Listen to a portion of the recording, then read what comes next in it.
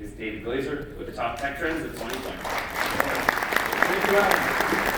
Good morning, everyone. Good morning. I want to start with a story. I'm having dinner with my wife. We're having a conversation. We're talking about taking a trip to Poland. I'm half Polish and half Czech. That's my background.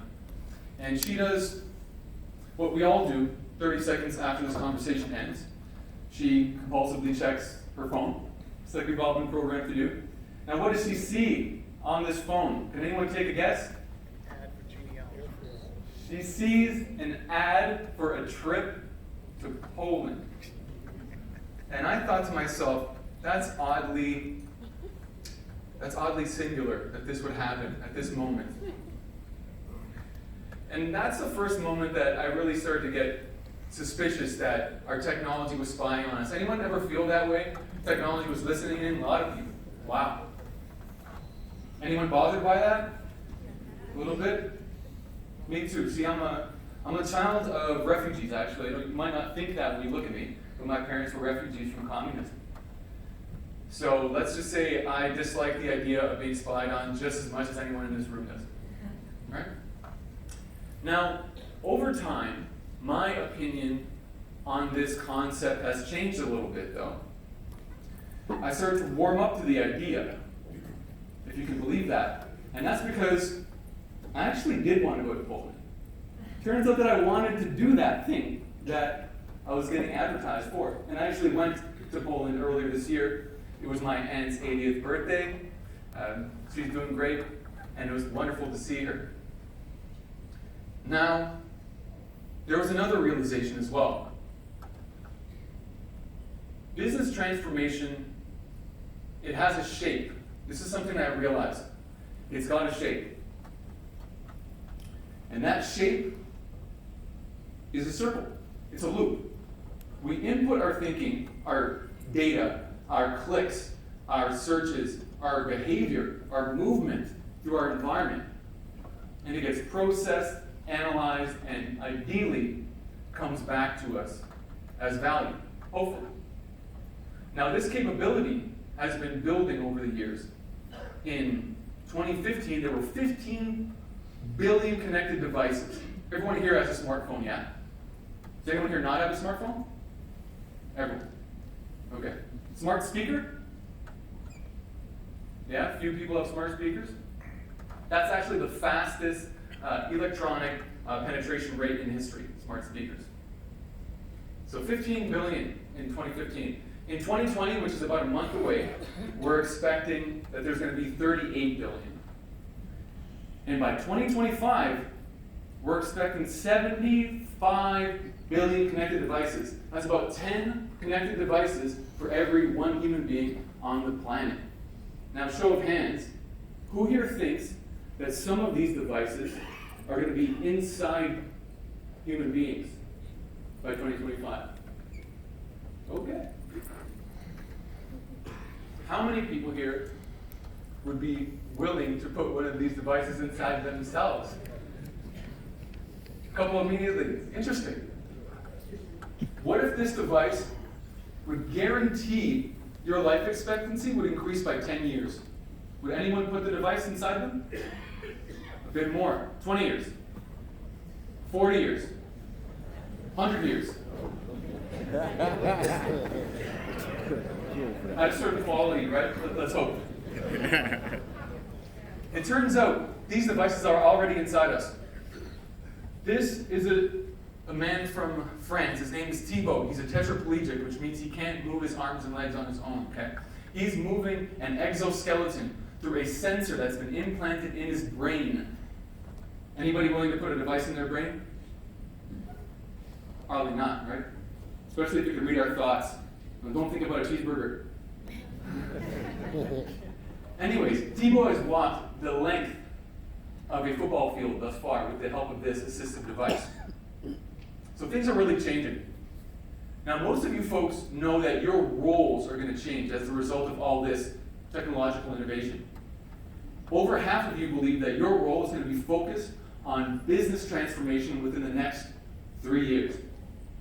So let's get a bit more comfortable with this idea of business transformation. What does that look like? Did you know that Nokia started off as a tire company? They were making car tires. Instead of using technology to make better tires and more tires, they went in a completely different direction. Wipro, very large IT services company out of India. They started off as a vegetable oil company. Isn't that random? Nintendo, they were a playing card company. How's that for a digital transformation? The Amazon was a rainforest. Not all change is good, am I right? The other Amazon, they were a bookstore. I think everyone knows that. And everyone knows that change is important, but it can be hard to act on change. Innovation is still 3 times more important to the business side than it is to the IT side. Makes you wonder why that is. It might be because IT leaders know the implications of getting change wrong. For example,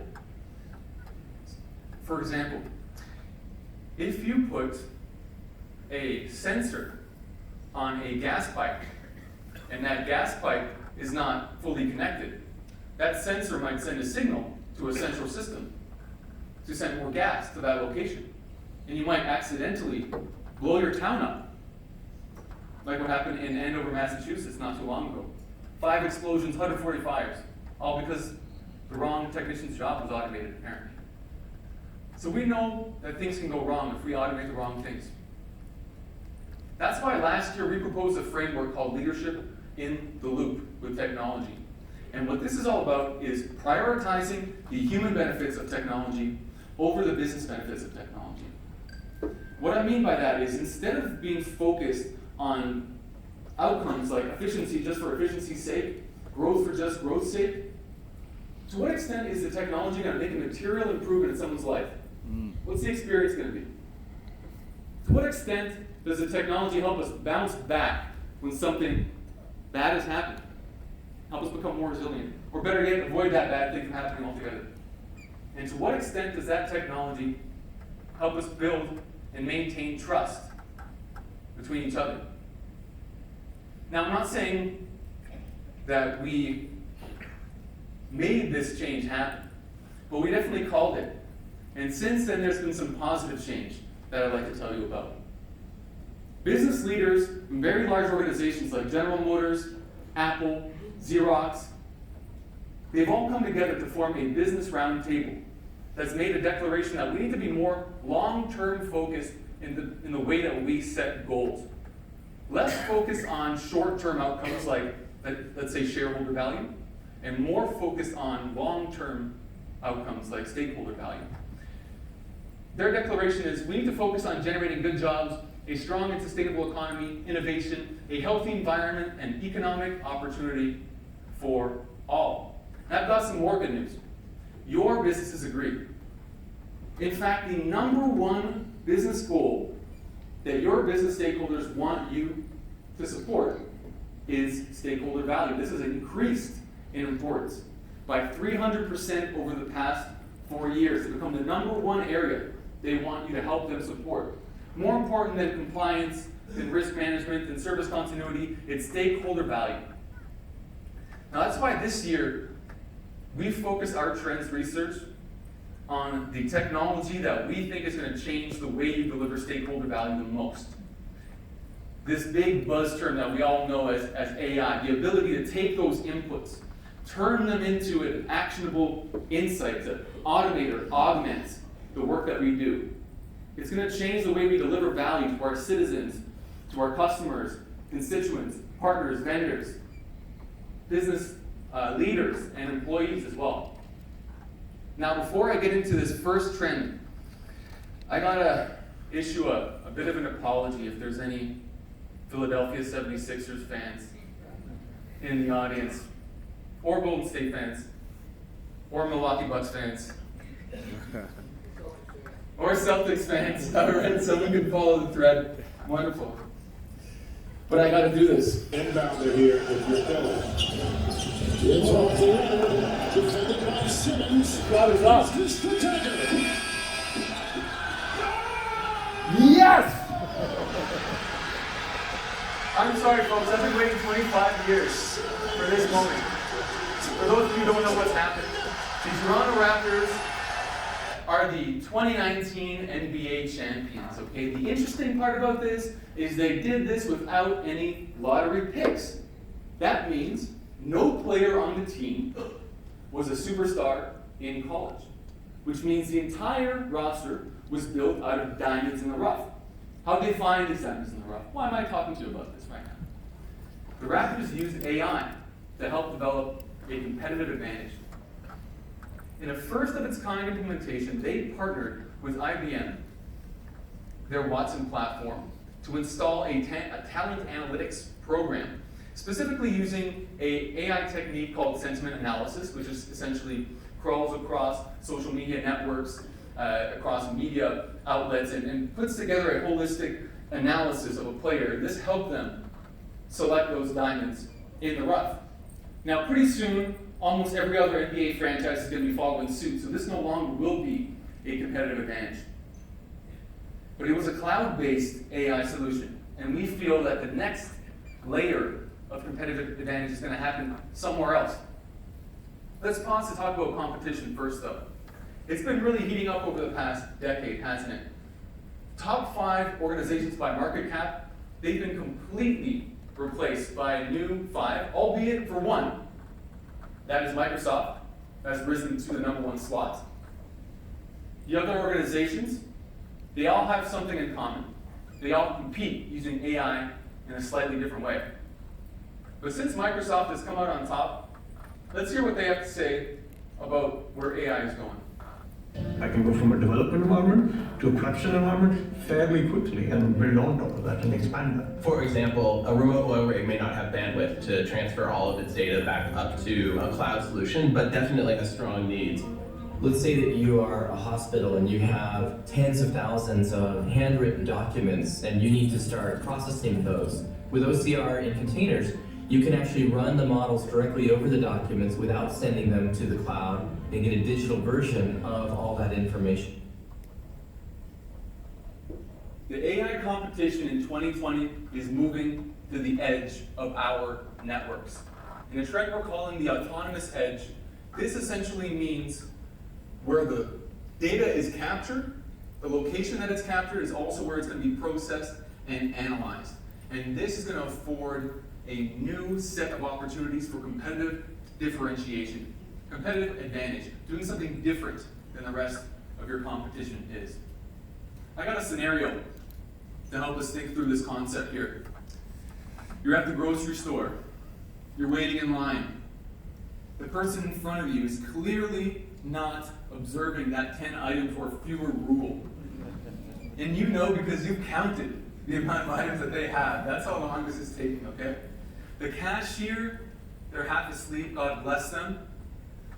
You look over to your right, and there's a bunch of those self-checkout machines, and none of them work because they never work. And you're standing there with your cantaloupe in your hand, and you're thinking, I just want to go home and eat this. Amazon is helping us solve this problem here. Through their Amazon Go retail locations, which they recently completed pilots of, they're scaling them up now.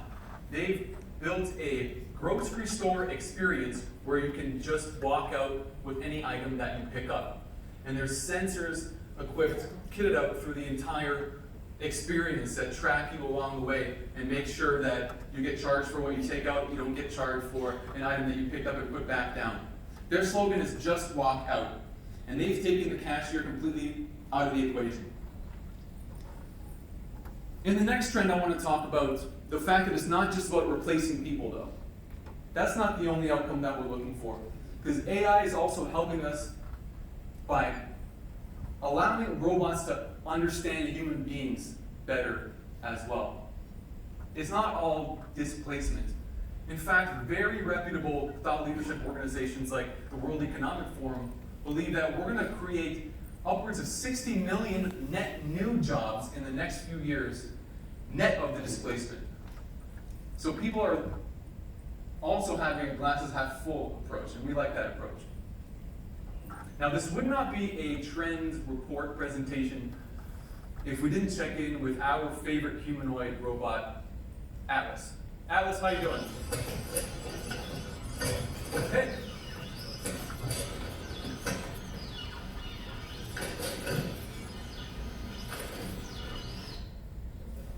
Atlas is still doing good, as we can see. Now, when people see things like this, it's just really amazing, right? People start to get worried that Atlas is going to take their job. But what we've learned is that a human being working with robotics, working with technology, is better than just a human being working on their own or just technology working on their own, working on its own. For example, if you equip a radiologist with a deep learning algorithm, they're 10% more likely to diagnose cancer than one working without one, and definitely more accurate than just the algorithm on its own. So we're getting this opportunity to realize the benefits of human beings working with technology and the net impact of that happening. And this is not going to be as difficult as we might think. For example, this is what you can do with just 2 iPhones. See, the person is charting out a course with one phone, the other phone is hooked up to a little simple robot, hits go, and we're off to the races. This is 2 cell phones. The question becomes, how do we design environments that maximize the value that we can get out of a human being working with a robot? That's the question. What's the new employee experience going to be? What's the new user experience going to be? Now, while technology is going to help us uncover some new opportunities, there's also some new risks and challenges along the way.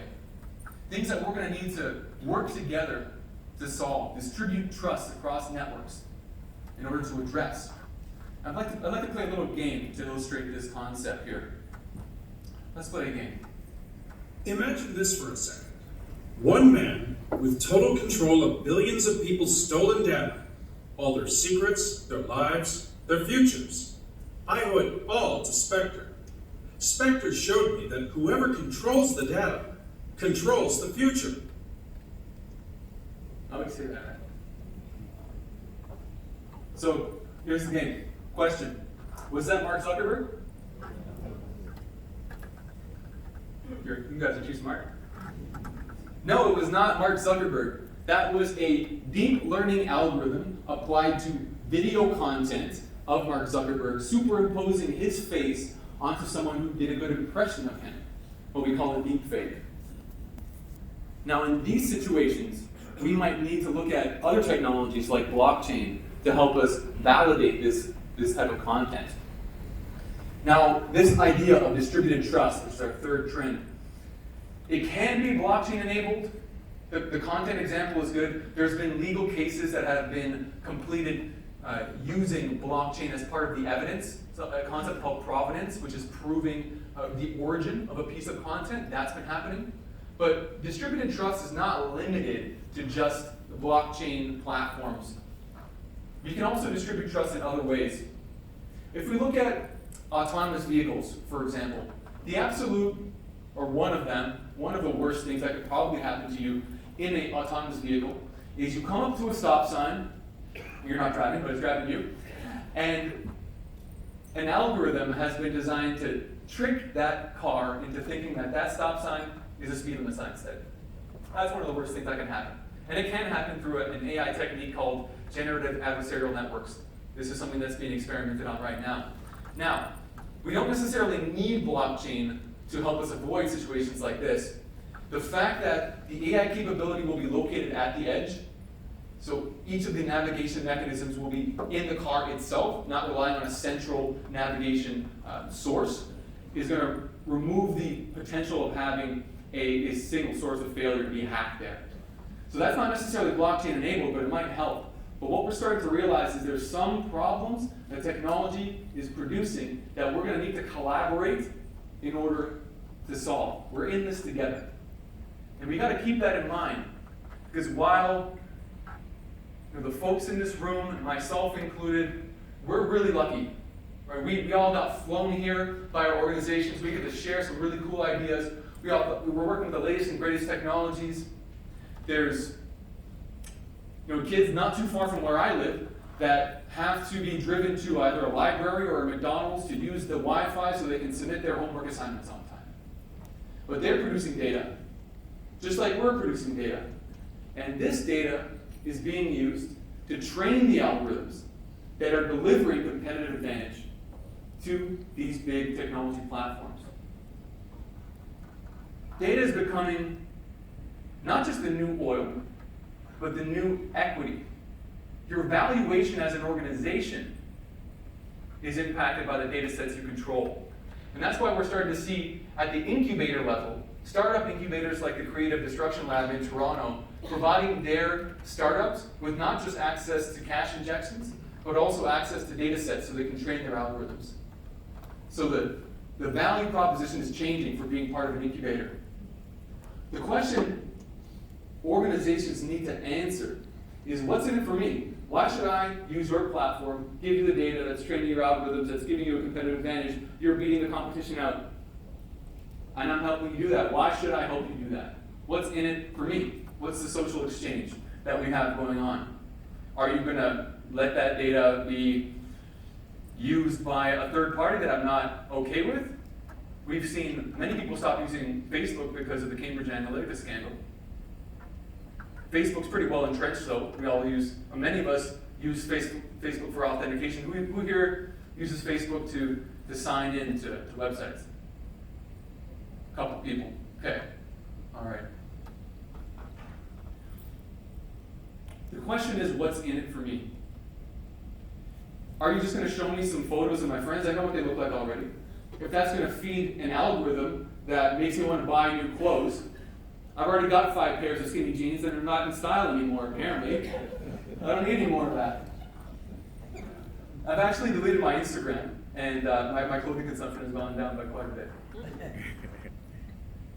The thing about these platforms, though, is they're inherently really resilient. Everyone wants to be a platform right now because they can diversify, enter into new markets. This model of doing business is really transformational. While the product solves a problem that exists in a current moment in time, a platform allows you to provide an environment where your stakeholders can connect and solve problems on your behalf. And they might be problems that you don't even know exist yet. But while platforms become so popular, we need to acknowledge that not everyone can be a platform. And it's a perfectly viable strategy to be an ecosystem participant and do that really, really well. And so one more thought I want to leave you here with before we start to wind this talk down is the technologies that we've been talking about today are coming together to form a new platform. While those top 5 market cap organizations, they were based off of what we call the SMAC stack, social, mobile, analytics, cloud. This was a platform that their business models were based off of. The next layer of disruptive business models is going to be based off what we call the loop. We input our data into the autonomous edge. The work gets carried out through symbiotic relationships between people and robotics. We put controls in place to ensure the right things happen, right time. And ideally, it produces human benefit. Or that's what it's going to need to produce for you to establish that data equity to flow through the loop. This is the platform that we see, like I said, the next decade of business transformation and disruptive business models being based off of. This leads me to 3 predictions. First prediction, we believe that this platform will be stitched together in 2020. Probably by one of those top 5 organizations, but it could just as easily be IBM. They've got their Watson platform. They've experimented with digital twin, which is a symbiotic robotic technology. They've also got a blockchain pilot currently with Maersk, which is the largest shipping company in the world. All it takes is for them to stitch all these things together in a single use case, and this prediction is fulfilled. The second prediction, number 2. We've seen the role of the Chief Resilience Officer become popularized in many municipal areas. Since technology is having such a big impact in the way we manage our physical environment. We predict that in at least one case, an IT leader, maybe one just like yourselves. Is anyone here from a municipal region? Does anyone here work from IT in a municipal region? Some folks? Okay, maybe it'll be you. Will be placed into a Chief Resilience Officer role. That was prediction 2.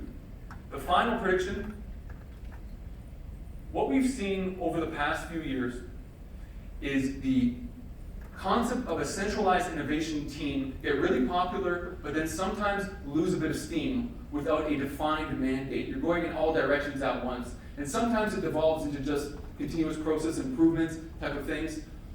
And sometimes it just dissipates.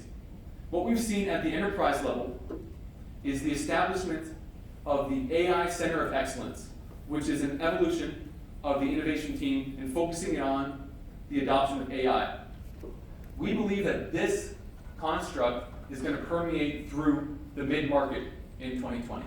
So many of your partner organizations, maybe your organization, maybe your competitors, are going to have AI Centers of Excellence. And we think you should consider this as well to maintain the momentum of your innovation activities.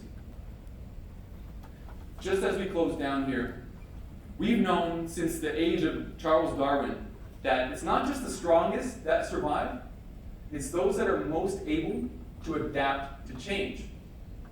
But we don't just want to survive. We want to thrive.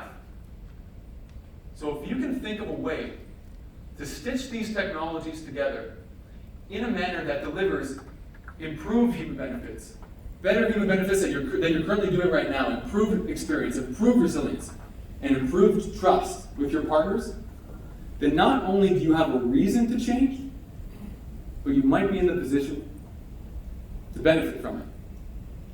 Thank you, folks, so much. Awesome.